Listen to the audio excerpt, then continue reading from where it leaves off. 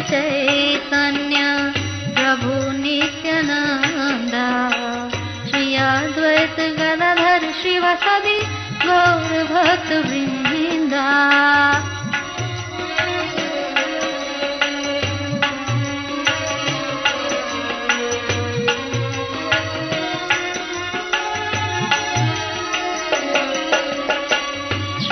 कृष्ण चैतन्य प्रभु नित्यानंद श्री अद्वैत गदाधर शिवासादि गौर भक्त वृंदा।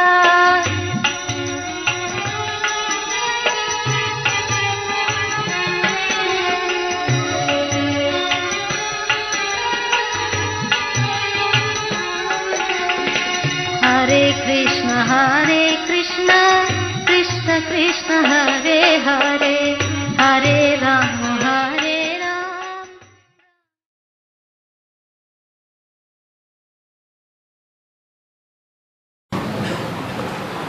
यस्य प्रसादात् भगवत् प्रसादो यस्य प्रसादान्न गति कुतोऽपि ध्यायं स्तुवं तस्य यशस्त्रिसन्ध्यं वन्दे गुरो श्रीचरणारविन्दम्। आजानुलम्बितभुजौ कनकावदातौ संकीर्तनैकपितरौ कमलायताक्षौ विश्वाम्बरौ द्विजवरौ जुगधर्मपालौ वन्दे जगत्प्रियकरौ करुणावतारौ नमस्त्रिकालसत्याय जगन्नाथसुताय च सविताय सपुत्राय सकलत्राय ते नमः। वरेहापिराभिरामं मृगमदतिलकं कुण्डलाक्रान्तगण्डां कञ्जाक्षं कम्बुकण्ठं स्मितसुभगमुखं स्वाध्वरीन्नस्तुतीनुं श्यामं शान्तं त्रिभङ्गं रविकरवसनं भूषितं वैजयन्त्या वन्दे वृन्दावनस्थं युवतिशतवृतं ब्रह्मगोपालवेशम्। तप्त काञ्चन गौरंगी राधे वृन्दावनेश्वरी वृषभानुसुते देवी तां नमामि हरिप्रिये। मूकां करोति वाचालं पङ्गुं लङ्घयति गिरिं यत्कृपातमहं वन्दे परमानन्दमाधवम्। वाञ्छाकल्पतरुभ्यश्च कृपासिन्धुभ्यो एव च पतितानां पावनेभ्यो वैष्णवेभ्यो नमो नमः। हरिभक्ति पराजित हरिनाम परायणा दुर्वृत्ता वा सुवृत्ता मातिसां नित्यं नमो नमः। नमो धर्माय महते नमो कृष्णाय विदुषे ब्राह्मणे नमस्कृत्य धर्मान् मोक्षे सनातनान् नारायणं नमस्कृत्य नरं चैव नरोत्तमं देवीं सरस्वतीं व्यासं ततो जयमुदीरयेत्।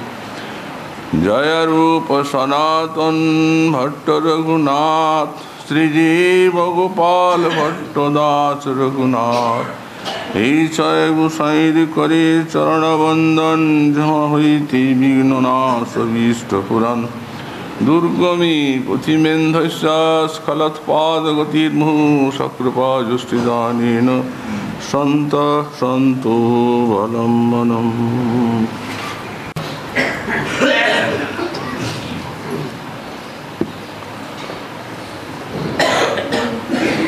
चंद्रासे हरिनाक्षी देवी सुनसे सोनाधरे सुस्मिते चिल्लक्ष्मी भुजवल्ली कम्बुरुचिरा ग्रीवी गिरीन्द्रस्तनी भज्जन्मध्यनितम्बकदली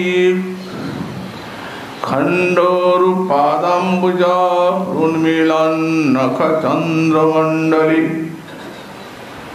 पदाराधी मया राध्यसे। कलियुग पावनावतार श्री श्री गौरांग महाप्रभु परम अंतरंग पार्षद परम पूज्यपाद श्री शिल प्रबोधानंद सरस्वती चरण तार श्री श्री राधारस सुधानिधि ग्रंथे 117 संख्यक श्लोके साधक दशाय श्री राधारानी आराधना प्रार्थना करते गए আর কতগুলি আবেশময়ী সম্বোধনের দ্বারা ঈশ্বরের চরণে অন্তরের এই রাধাদাসীর কামনা জ্ঞাপন করছে। এই রাধারানীর আরাধনা বা তার দাস্য বাসনা শ্রীপাদীর হৃদয়ে সুমরু পর্বতের মতো মাথা তুলে দাঁড়িয়েছে। শাশ্বত রাধা দাস্যের আকাঙ্ক্ষায় চিত্তটি তন্ময়। সাধকাবেশে দন্যের উদ্রেকে কোন সময় মনে করেছেন এত সুদুর্লভ রাধা দাস্য এ কি আমি লাভ করার যোগ্য? এই জন্য দৈন্য ভরে প্রার্থনা করেছেন ব্রহ্মাদি দুর্গমগতে ঋষভানুজায়া কঙ্কর্যম এব মম জন্মনি জন্মনি স্যাৎ। ব্রহ্মা মহেশ্বরাদির অতি দুর্গম এই রহস্যময় রাধা দাস্য আমি কি এত দুর্লভ রাধা দাস্য লাভের যোগ্য? কিন্তু রাধা রানীর চরণে প্রার্থনা জানাই যে সুদুর্লভ রাধা দাস্য লাভের যোগ্যতা যদি না থাকে তো আমার জন্মে জন্মে এই রাধা দাস্যের কামনা অভিলাষ অন্তরে জাগরিত হোক।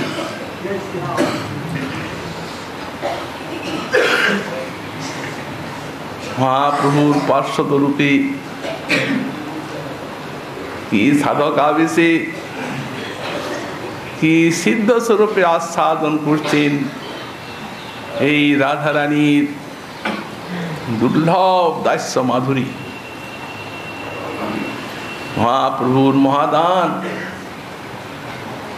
ব্রহ্মাদি মহাদেবাদি দুর্গম বেদে নিগুড় যে শ্রী রাধৈস্যময় রাধা দাস্য কৃপা করে মহাপ্রভু এই বিশেষ কলিযুগী জীবকে দান করেছেন এবং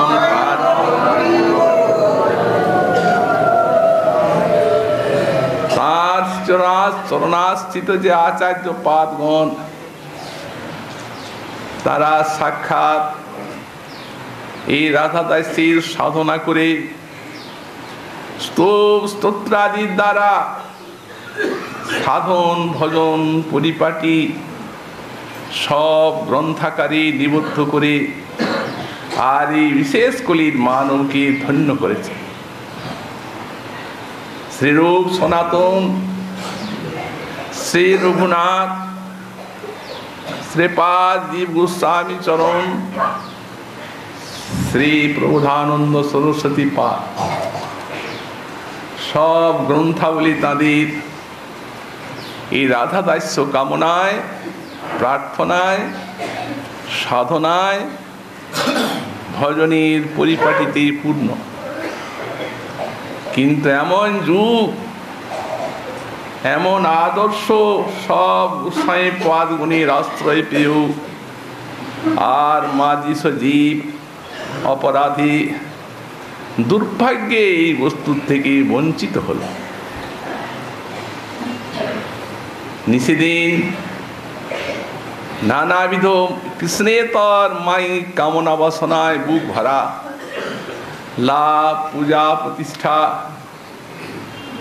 আরো কত শত কামনার তরঙ্গ বুকে খেলছে।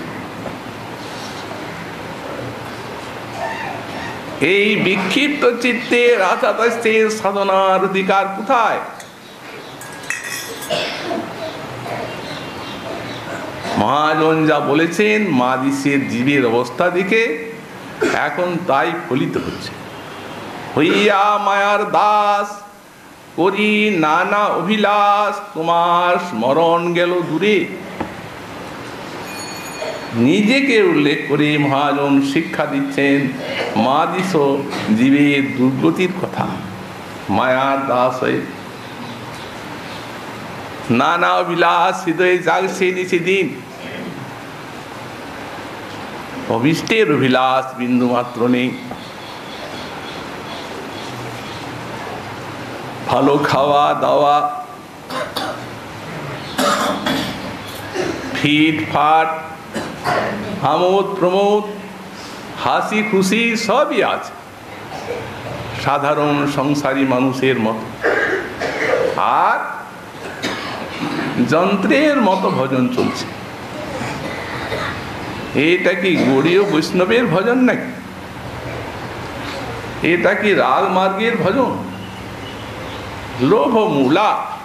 মহাজন বললেন কোন বিষয়ে কারো যদি প্রকৃত লোভ জাগে তাহলে লোভনীয় বস্তু লাভের আগে সে স্থির হতে পারে না কিছুতেই।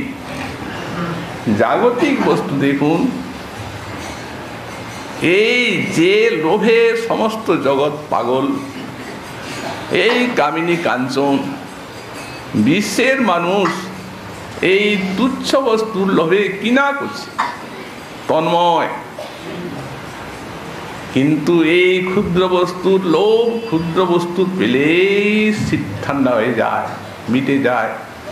কিন্তু এই শাশ্বত বস্তুর জন্য যাদের লোভ, সেই বিভু বস্তুর জন্য যে লোভ, সেই অখণ্ড মহাবের জন্য যার অন্তরে লালসা সিন্ধুর এক বিন্দুও জাগবে, সে কি এই রূপ আহার নিদ্রার সুখ নিয়ে মগ্ন হয়ে থাকতে পারে?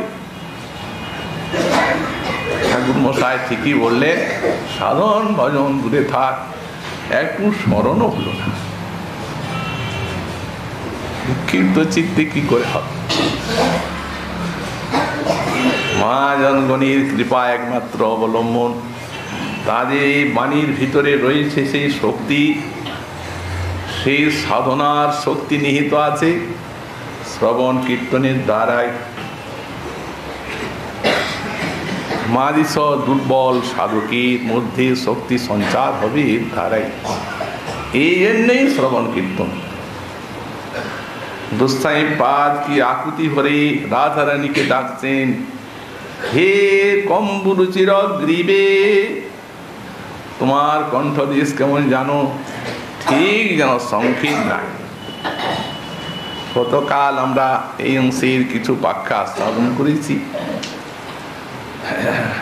মহাজন শ্রী কবিরাজ সাইপাদ বললেন, এই রাধারানীর কণ্ঠের সঙ্গে শঙ্খের তুলনা দেওয়া হয়, এই জন্য শঙ্খ লজ্জা আর ক্ষোভ পেয়ে সমুদ্রের গভীর তলদেশে লুকিয়ে গেছে। তাহলে প্রধানন্দ সরস্বতীপাদ কেন বলছেন? একটা দিক আছে। এই যে তিনটি রেখা, এই তিনটি পরাবধি শ্রী শ্রী রাধারানী, একটা সৌন্দর্যের পরাবধি দাগ কাটা আছে, এইখানেই শেষ। কারণ যিনি সৌন্দর্য সিন্ধু,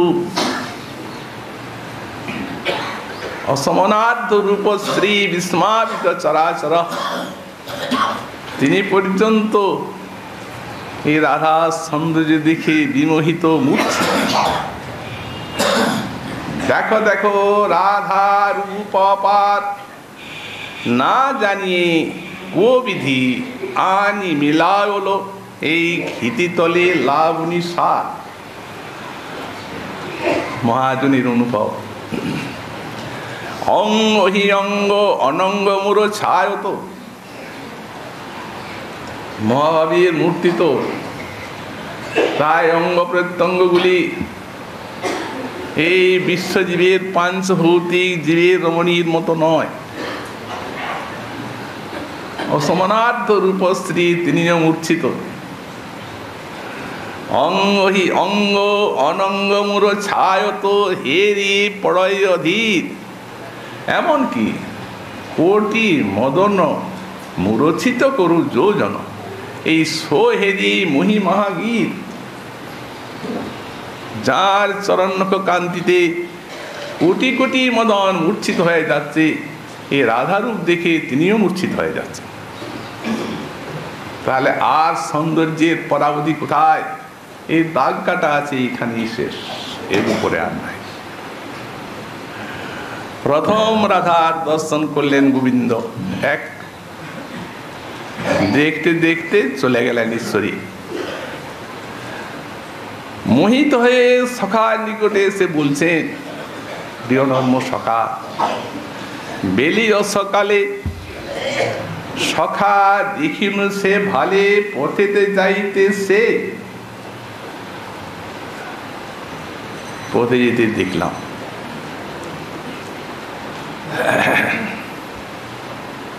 একটু দেখলাম, অতএব সখা তারে চিনিতে নারী লুকে, সেটিকে চিনতে পারলাম না।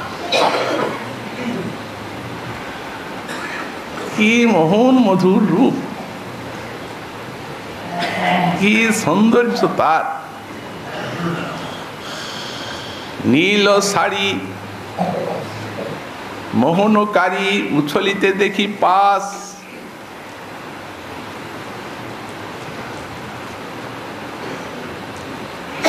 অতএব কি আর জীবনে সপিনু ওই চরণে, আমার দাস করি মনে আস।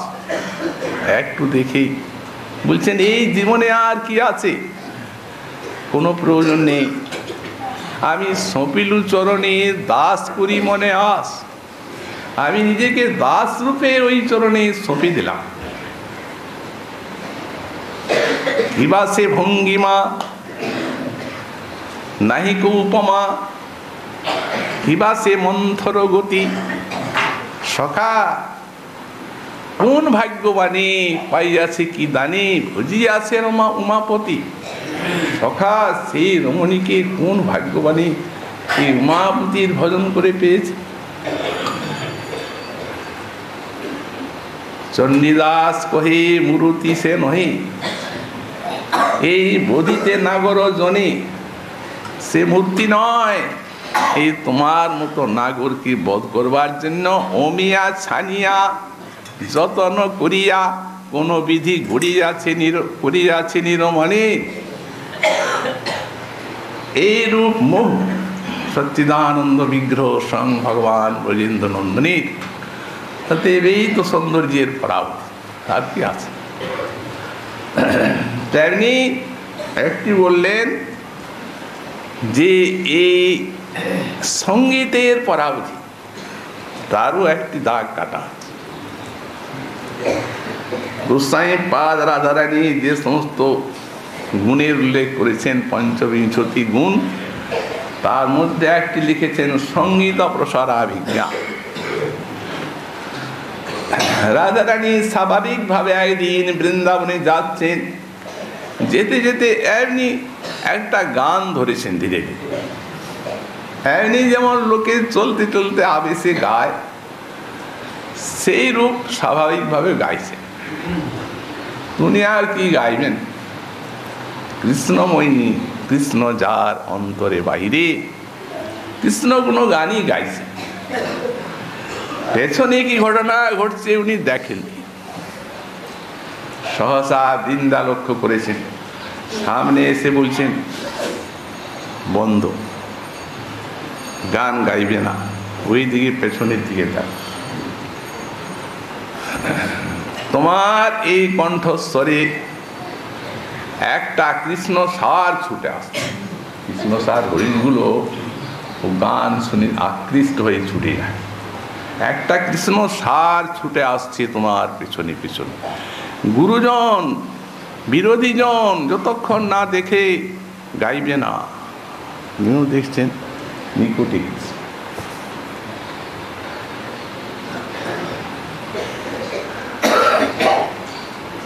অতএব সঙ্গীতের পরাবধি। তো তেমনি একটি লিখেছেন কাব্যের পরাবধি। আরে কাব্য থাক, স্বাভাবিক মুখের কথা গোস্বামী পাগলের রম্য বাক। রাধারানী কথা বলছেন, গোবিন্দ বলছেন, হে রাধে, এই যে তোমার এই বাক্য কোকিলের কণ্ঠস্বরকে ব্যর্থ করে দিল, অমৃত বস্তুকে ব্যর্থ করে মিথ্যা করে দিল। অমৃত বলতে কোনো জিনিস নাই। অতএব এই তোমার অভূতপূর্ব বাক্যের মাধুরী। ব্যাখ্যা করছেন স্বয়ং গোবিন্দ আকৃষ্ট হয়। যিনি ব্যাখ্যা করছেন তার বাক্যের মাধুরী কি প্রকার?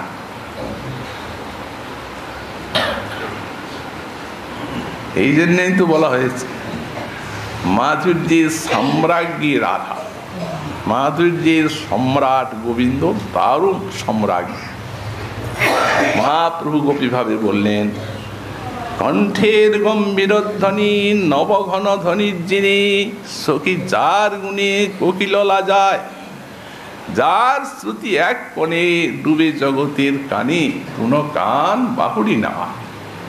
গোবিন্দের কণ্ঠধ্বনি একবার যদি কারো কানে এক ফোঁটা ঢুকেছে এক কোণে, সে কান আর ঘুরল না, গেল, আর আসবে না, আর কিছুই শুনবে না, ওইটাই শুনবে। কোন কান বাহুড়ি না। সখী রে কহ সখী কি করি উপায়, কৃষ্ণের যে শব্দ গুণে হরিণ আমার কানে, ভেবে না পায় তৃষ্ণায় মরি যায়।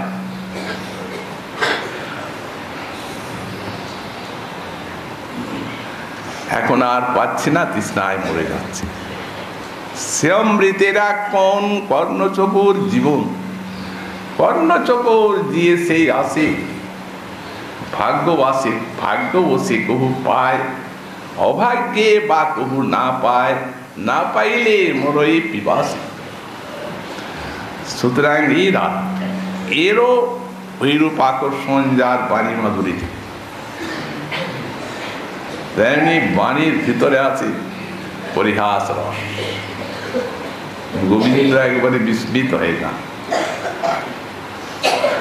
বলছেন, ওই একটা কথা জিজ্ঞাসা করি। গোবিন্দকে বলছেন, আচ্ছা বলো তো, এই তুমি এই তোমার বংশীর উপাধ্যায়, না এই বংশী তোমার উপাধ্যায়? নির্ণয় করা যায়। এইরকম নর্মরস নিপুণা, আর তারপরে ওই বাণী বিমুগ্ধ মোহিত। এই কণ্ঠের মাধুরী কীর্তন করলেন আমাদের শ্রীপাদ রঘুনাথ দাস গোস্বামী। বললেন, রাসোৎসবে জহিয় গোকুল চন্দ্র বাবু, স্পর্শেন সৌভাগতরম নিতরাম বাহু গ্রৈবে কেন তং কিমু কণ্ঠদেশম সংকুচয়িষ্যতি পুনঃ সুভোগে জনয়ম। এই সাক্ষাৎ অনুভূতি কণ্ঠদেশে রাধারানীকে বলছেন সাজাতে সাজাতে গোসাইপাদ সিদ্ধ স্বরূপে, হে ওই সুভোগে সৌভাগ্যবতী, দুটি অর্থ আর সুন্দরী কণ্ঠের শোভা দেখে। সৌভাগ্যবতী তুমি, সৌভাগ্যবতীকে কি পুজো করতে হয় না? তাই যার জন্য তোমার তো সৌভাগ্য, সেই কণ্ঠদেশকে আমি সাজাও। রাস রজনীতে গোসাইপাদ বললেন দুটি বাদ্য বেজেছিল, সবার থেকে বেশি একটি শ্রীহরি রসচাতুর্য রূপ ভেরি, আর একটি রাধার সৌভাগ্য রূপ দুন্দুবি। অর্থাৎ রাধারানীর সৌভাগ্য দুন্দুবি নিনাদে বিঘোষিত হয়েছে।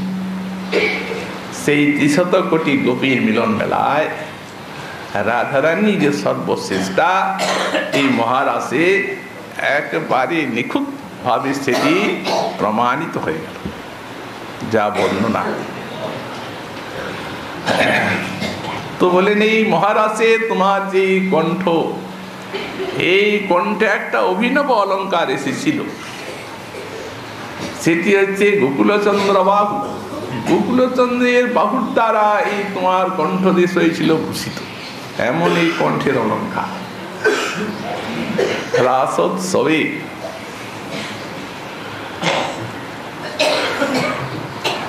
এই যে বাহুদণ্ড গোকুলচন্দ্রে এসেছিল, এই লক্ষ্মী বিজয় বাক্যে শ্রী উদ্ধব মহাশয় এইটিকেই বর্ণনা করলেন। যখন গোপ গোপী সান্ত্বনার জন্য বৃন্দাবনে এলেন, তো এদের গোপীগণের সেই বিশাল প্রেম উত্তাল তার তরঙ্গমালা মহাভাব সিন্ধুর এই বিরহাবসরে সর্বোপরি শ্রী রাধারানীর সেই ভ্রমর গীত শুনে তিনি 10 মাস আবিষ্ট হয়ে থেকে গেলেন। ওই দাদিকে কৃষ্ণ কথা শোনান আর বিরহকালে সেবা করেন, এই করে 10 মাস থাকলেন। তারপরে তো ভাবছেন গোবিন্দ তো আমার দিকে রোজই অপেক্ষা করে আছেন, এত দেরি হবার নয়, তো আজ যাবই তো। কিন্তু এই যে প্রেমধামে এলাম, এমন প্রেম দেখলাম যে এই মাথাটা আমি আর এখান থেকে ফিরিয়ে নিয়ে যাব না, এদের চরণে বিক্রি করে দিয়ে যাব।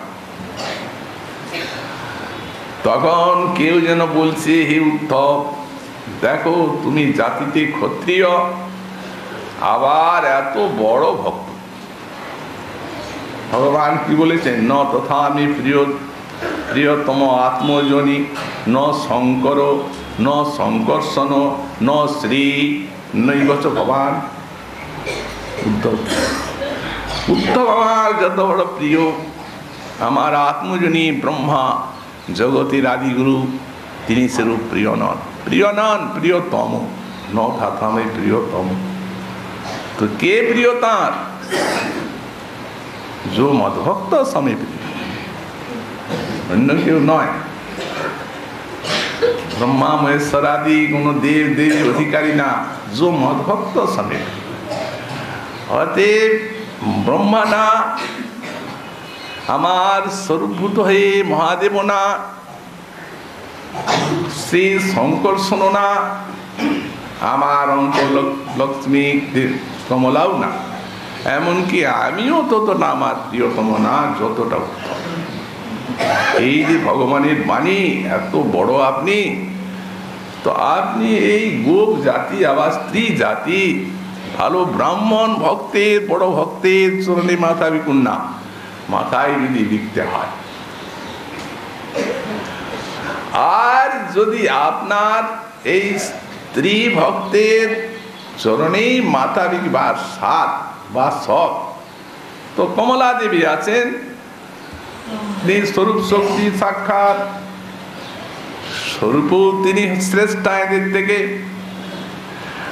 আর এই মিলনে সব সময় নারায়ণের পক্ষবিলাসিনী। আর এরা তো বিরহে কাঁদছে, এদের তো মিলন প্রায় নাই। কবু মিলে কবু না মিলে দৈবের ঘটনা।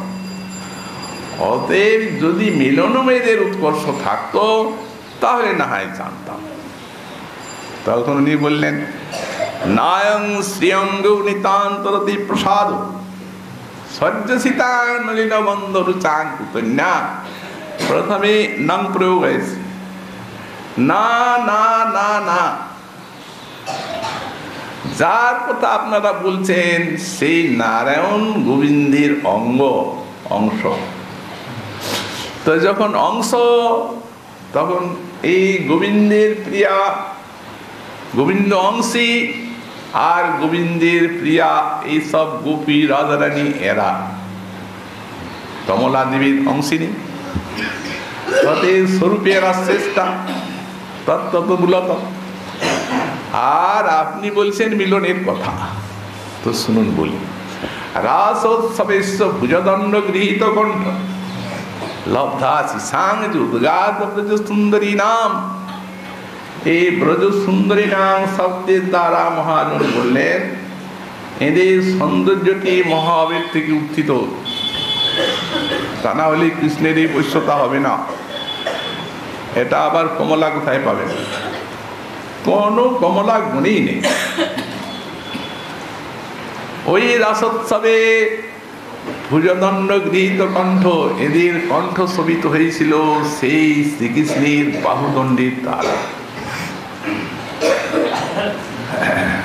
তো সুতরাং এরা তো আর শ্রীকৃষ্ণের বাহুকে কণ্ঠে নেন নাই, তারা দাঁড়িয়েছিলেন পরস্পর ধরাধরি করে আর গোবিন্দ গুণ গাইছিলেন। কৃষ্ণ এই হাতটা, বিশাল হাতটা এদের কণ্ঠে দিলেন, রাধারানী সদ্য বই। দণ্ড বলছেন কেন? বাহু লতা ইত্যাদি দৃষ্টান্ত দেওয়া। দণ্ড বলেছেন এই জন্য যে অনেক তিনি এদের বিরহ ভোগ করেছেন। আজ এই রাস রজনীতে সেই বিরহরূপ শত্রুকে দণ্ড দিয়ে তাড়িয়ে দিয়েছে। একটা রাস রজনী এক এক কল্প। আর মহারাসের পরে গোস্বামীর বাক্পাত ব্যাখ্যা করেছেন রোজই রাস, প্রত্যেক দিন মিলনে এইরকম আস্বাদন কার আছে। আর আপনি বলছেন কমলা দেবী সব সময় লেগে আছে। তো অমৃতের সিন্ধু যদি নিকটে থাকে, যার যতটা পিপাসা তিনি ততটা আস্বাদন করবেন। এদের মহাভাবের পিপাসা সেই অগস্ত্য ঋষির মতো। সুতরাং এদের মতো মাধুরীকে আস্বাদন করতে পারে। সেই জন্য সেই বাহুটি সেই রাস রজনীতে সেই কণ্ঠের উপযোগী অলঙ্কার এই শ্রীকৃষ্ণের বাহু। আমাদের গোস্বামী পাদ বলছেন, শ্রীকৃষ্ণ বলছেন না, গোকুল চন্দ্রবাবু রাসোৎসবেশ্বর, রাসোৎসবে গোকুল চন্দ্রবাবু। এখানে গোকুল চাঁদ, গো মানে ইন্দ্রিয়, কুল মানে সমূহ। অতএব ইন্দ্রিয় সমূহের শীতলতাকারী এই চন্দ্র, গোকুল চন্দ্র কৃষ্ণ। কার ইন্দ্রিয়ে? কার কার ইন্দ্রিয়ে? বলছেন এই যারা সংসার তাপে তপ্ত, সেই তাদের থেকে আরম্ভ করে যারা সেই মহাবের বিরহ তাপে তপ্ত তারা পর্যন্ত সবার গোকুল চন্দ্র। গো মানে ইন্দ্রিয়, কুল মানে সমূহ। শ্রীমদ্ ভাগবত কি বললেন? বললেন এই যে বিরহ সংসার তা বড় ভয়ঙ্কর। অতএব এই তা শান্ত যদি করতে হয়, সুশীতল করতে হয়, তো এই ইন্দ্রিয়গুলির দ্বারা এই শ্রীকৃষ্ণের শ্রবণ কীর্তন বিগ্রহ দর্শন এই সমস্ত করুন, ভবতাপ শান্ত হবে। ও গোকুল চন্দ্র এই ইন্দ্রিয়ে যে তাপ ভোগ করছেন, ভবতাপ ঠান্ডা করে সব দিনের মতো শীতল হয়ে যাবে। আর যদি না করেন, এই যে কান হরি কথা শুনুন, কৃষ্ণ কথা যদি না শুনেন তো তিরস্কার করছেন, বলছেন আপনার ওই কান সর্পের গর্তের মতো, কাল সাপ বাস করছে, কোন দিন অতর্কিতে কামড় মারবে, জমপুরে ফেলে দেবে। বিলে বতরু ক্রম বিক্রমান যে ন সেনত কর্ণকুটির রহস্য, কৃষ্ণ কথা যারা না শুনবে, এই তাদের কর্ণের গহ্বরে বাস করছে কাল সর্প, আউকে ক্ষয় করছে। আর শোনা মাত্রই এই আউ ক্ষয় শেষ হয়ে গেল, চিন্ময় সব। তেমনি এই কর্ণের মতো জিহ্বা, জিহ্বাতে হরিনাম কৃষ্ণ গুণগান আর কৃষ্ণ নাম কীর্তন যদি না করেন তাপে মরতে হবে। করেন তো ঠান্ডা শীতল। জিহ্বা সতী দারিকে সুত নোচ পোকায় ত্রুগায় গাথা, ভগবানের নাম, ভগবানের গান কীর্তন গুণলীলা যদি না করেন, তাহলে এই জিহ্বা এক জিহ্বার মতো মকমক করছে সংসার কথা বলে, ওই শত্রুকাল সাপ আসছে অতর্কিত। তেমনি চক্ষু যদি গোবিন্দের বিগ্রহ দর্শন না করে, তো বরহাইতে তে নরে লিঙ্গানি বিষ্ণু নদীক্ষিত যে এই চক্ষুগুলি বরহাইত, মৌর পুচ্ছের লেখা জড়, কোনো চেতনা নাই। যদি গোবিন্দের বিগ্রহ দর্শন না করা যায়, পাদ নিনাং তৌ দ্রুম জন্ম ভাজু ক্ষেত্রানি নানু প্রজতে হরিও। আর সেই পদগুলি কর্মেন্দ্রিয় বৃক্ষ জন্ম প্রাপ্ত জড় যদি ভগবানের মন্দিরে, তাঁর লীলাক্তা স্থানে, তাঁর তীর্থে যদি হেঁটে না যায়, ও ওই কাল রূপ কাঠুরিয়া ওটাকে কাটছে।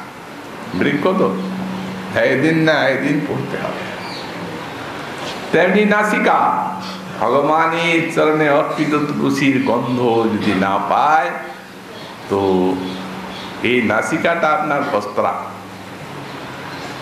এর কোনো চেতনা নেই। বস্ত্রা মানে আমার ঘরের হাপড়,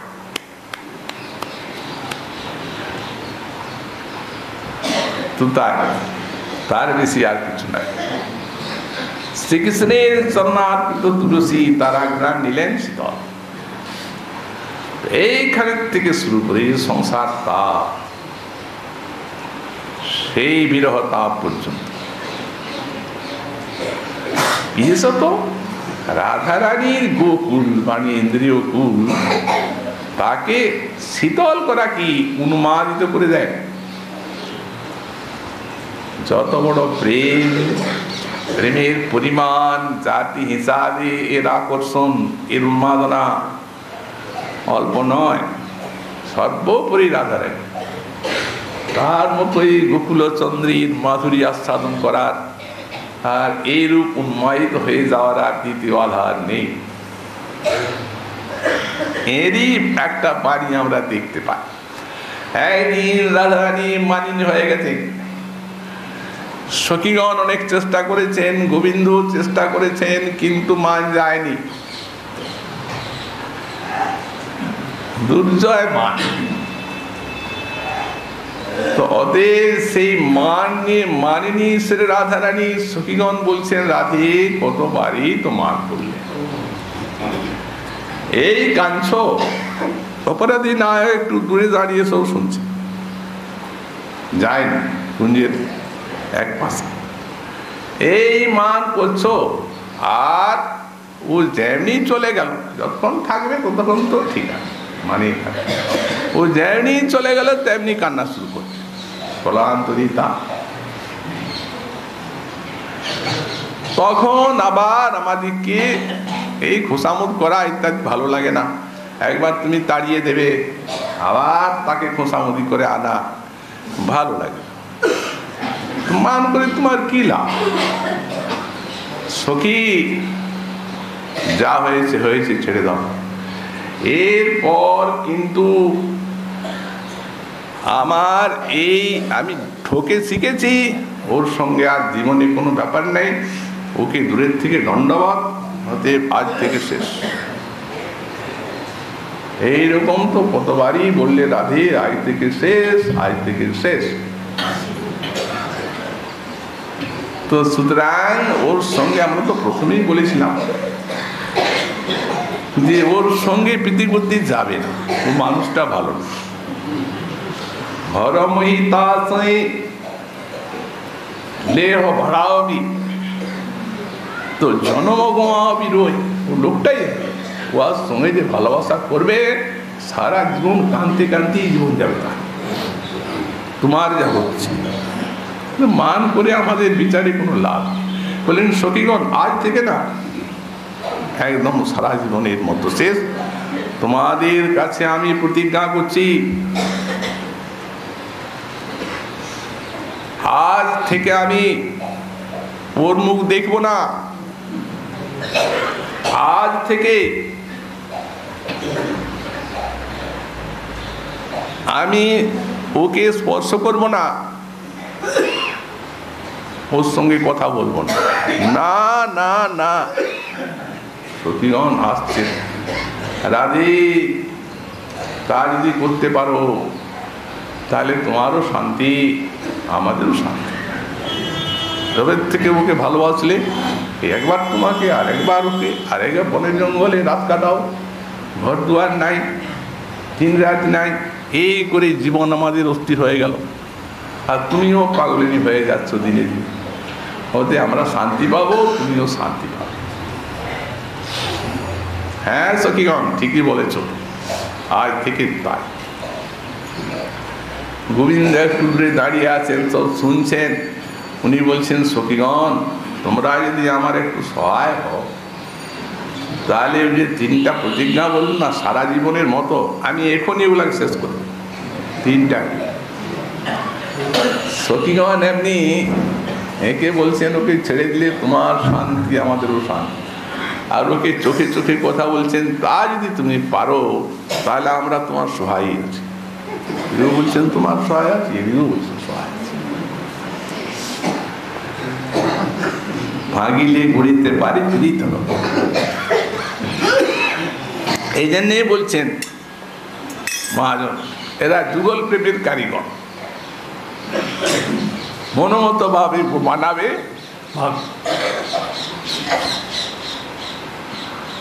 গোবিন্দ বলছেন তাহলে আরম্ভ করো, আমার যদি সহায় আছে।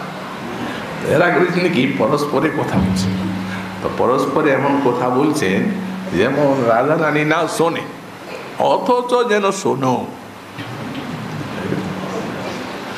সখীগণ দেখো, দেখো গোবিন্দের দিকে দেখো, হা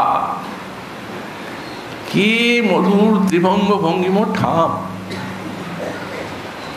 এটা তো কোনোদিন দেখি নাই।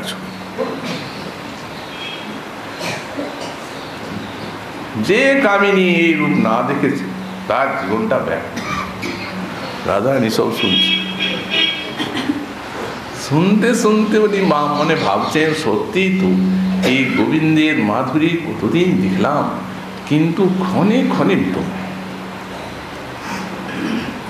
সখীগণ তাই বলছে, না জানি এখন তিনি কত সুন্দর, কত মধুর, কিন্তু প্রতিজ্ঞাও তো করে ফেললাম দেখবো না, কি করে দেখি। কিন্তু সখীগণের কথাটি শুনে মহাভাব তো ভিতরটা আঁকু পাকু করছে দেখবার। মনে মনে ভাবছেন যে একটু এই এত আকর্ণ বিশ্রান্ত নেত্র তো, আমি যদি নয়নের কোণে একটু দেখি ওরা বুঝতে পারবে না, ওদের চোখ এড়িয়ে একটু দেখে নি। এই লালসা নিয়ে নয়নের বাম নয়নের কোণে একটু দেখলেন, আর যায় কোথায়, ওর এমনি মাধুরী যে বারবার দেখতে, বারবার। সৈকত বলছে, রাধে কি হলো, তুমি বললে ওকে আজ জীবনে দেখবো না, এই তো এখনই দেখি। রাধারানী বলছেন, সখীগণ, এই যত নাটের গুরু তোমরা কেন বললে এখন যে মাধুরী, তার সে মাধুরী যে না দেখেছে সে রমণীর জীবন ব্যর্থ। সখীগণ হাসতে হাসতে বলছেন, ও মা, তুমি শুনলে নাকি আমাদের কথা? আমরা নিজে নিজে কথা বলছি, কিন্তু তোমার এমনি পাতলা কান, তুমি আমাদের নিজেদের কথাটা শুনলে। তো যাই হোক, এত হালকা হলে কি হয়, একটু শক্ত হয়ে থাক, তা লোকে পারবে। যাক, একটা গেছে, যা, আরো দুটো আছে, ওগুলো থাক। সখী তোমরা সহায় হলে তো হয়, আমরা সহায়ই আছি, আর আমরা কোথায় বলব। তখন গোবিন্দ দাঁড়িয়ে দাঁড়িয়ে সখীগণের কাছে এমন বাকচাতুরী বিস্তার করছে, রাধারানী হৃদয় এমন আলোড়িত হচ্ছে এই কথাগুলি শুনে যে তার আর প্রতিজ্ঞা কোনো খেয়াল নেই। হঠাৎ বলে ফেলেছেন, যাকে ভালোবাসো তার কাছে যাও না, এখানে দাঁড়িয়ে দাঁড়িয়ে কি তুমি বাকচাতুরী বিস্তার করছো, যাও। রাধে এই তো কোথাও বললে, এখন তো আমাদের কোনো দোষ নাই, বলো। সখীগণ, এই তোমরাই যত নষ্টের মূল, এই আবার আমরাই। তোমরা ওকে তাড়িয়ে দিচ্ছ না কেন? এখান থেকে সম্পর্ক রাখবো না বললাম, তো আবার তোমরা ওকে এইখানে রেখে। রাধে ও ব্রজরাজ কুমার, আমাদের এমন ক্ষমতা আছে ওকে তাড়াবার, ওকে ছুঁতে গেলে যে কি বিড়ম্বনায় ফেলবে ও, তা পাওয়া যায় না। তুমি বৃন্দাবনেশ্বরী, কুঞ্জেশ্বরী, এই কুঞ্জটা তোমার, অতএব তুমি ওকে তাড়াতে পারো, আমরা কি পারি? এখন রাগও হচ্ছে। রাজা রানীর গোবিন্দ মাধুর্যের তৃতীয় প্রতিজ্ঞাও ভুল হয়। রাগ করে গড় গড় করে উঠে হাতে ধরে হিড় করতে টানতে টানতে, যাও রাধে, এই তো ছুঁয়েও ফেললে, তিনি সখীগণ কি করে দেখছো না কেমন করে কথাটা বলছে? তোরাই তো বললে তাড়িয়ে দিতে, আমরা তো ছুটে বলি না, আমরা বললাম তিরস্কার করে তাড়িয়ে দাও, তাই তুমি প্রতিজ্ঞা বিসর্জন দেবে, এটা তো আমরা ভাবতে পারি না। তো সখীগণ দিনটাই যখন গেল, তখন আর একে দাঁড়িয়ে কি করবে? ওদের সেই কণ্ঠালিঙ্গিত অবস্থায় আবার নিয়ে এলেন। হরি কণ্ঠ আলিঙ্গিত, সখীগণ যুগল মাধুরী আস্থাপন করলেন। তো সেই গোকুল চন্দ্রবাবু গোস্বামীপাদ বলছেন, তোমার কণ্ঠ কি কঙ্কর্য চাচ্ছে, তোমার কণ্ঠকে সেই ওই চিক দিয়ে সাজাবো, এই সেবা দাও। গোকুল চন্দ্রের বাহু তোমার এই কণ্ঠের সব থেকে শ্রেষ্ঠ অলঙ্কার, কিন্তু এখন তো বাহুটা নাই, এখন বাহুটা থাকলে তো সাজানো যেত না। তবে যদি এই অলঙ্কারটা দিয়ে সাজিয়ে দিই, তাহলে এর মাধুর্যে আকৃষ্ট হয়ে ওই তোমার যেটা নিজের অলঙ্কার, সেই গোকুল চন্দ্রের বাহুটা এসে যাবে। কৃষ্ণ কথা বলতে বলতে সেবা অদ্ভুত, কিঙ্করী ছাড়া কেউ জানেন না। এমন কি সব রহস্যময় কঙ্কর্য সখীগণেরও গোচর এই রাধাদেশ। তো সুতরাং মধুর মধুর আহ্বান করে আবেশময় এই সম্বোধনের দ্বারা ঈশ্বরীকে ডাকছেন, রাধে কদা রাজ্য সে, কবে আরাধনা দিয়ে ধন্য করে। তারপরে শ্লোকের থেকে পরবর্তী অংশের ব্যাখ্যা মন মহাপ্রভুর কৃপা হলে আগামীকাল আজকে শ্রী রাধা রসনায় এখানে বিশ্রাম।